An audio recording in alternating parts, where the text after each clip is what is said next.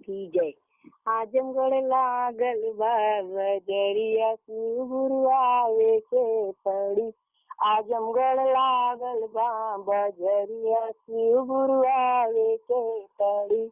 एही रे बजरिया में भानिया बिचाले, एही रे बजरिया में भानिया बिचाले। भानिया तोहके हम पियई बची, गुरु आवे के पड़ी।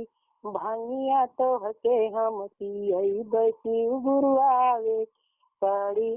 जौनपुर लागल बा बजरिया, शिव गुरु आवे के पड़ी।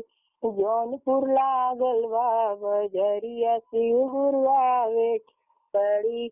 एही रे बजरिया में धतूरा बिचाला, एही रे बजरिया में धतूरा बिचाला।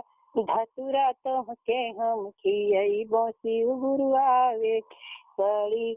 धतूरा तोहते हम कुचई शिव गुरु आवे के पड़ी। बनारस लागल बा बजरिया, शिव गुरु आवे के पड़ी।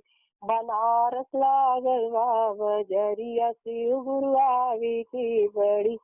एही रे बजरिया में पेड़वा बिचाला, एही रे बजरिया में पेड़ा बर्फिया बिचाले। शिव गुरु तोहका हम खियई शिव गुरु आवे के पड़ी। शिव गुरु तोहका हम खियई शिव गुरु आवे के पड़ी। इलाहाबाद लागल बा बजरिया, शिव गुरु आवे के पड़ी। इलाहाबाद लागल बा बजरिया, शिव गुरु आवे के पड़ी। एही रे बजरिया में पानियों बिचाला, एही बजरिया में पानिया बिचाला। पनिया तोहका हम पियई शिव गुरु आवे पड़ी। पनिया तोहका हम पियई शिव गुरु आवे के पड़ी।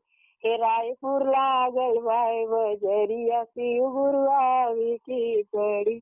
रायपुर लागल बा बजरिया, शिव गुरु आवे के पड़ी। एही रे बजरिया में डमरू बिचाला, एही रे बजरिया में डमरू बिचाला। डमरू तोहते हम बजवई शिव गुरु आवे के पड़ी। डमरू तोहरा से बजवई शिव गुरु आवे के पड़ी। हर हर महादेव की जय।